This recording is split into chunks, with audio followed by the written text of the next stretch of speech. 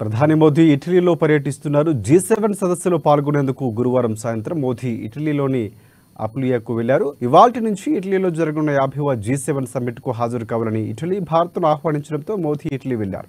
పర్యటనలో భాగంగా ప్రధాని మోదీ ఇటలీ ప్రధాని జార్జియా మెలోనీతో భేటీ కానున్నారు. సమ్మిట్కు వచ్చి ఇతర దేశాల నేతలతో సైతం ప్రధాని మోదీ భేటీ అయ్యే అవకాశం ఉంది.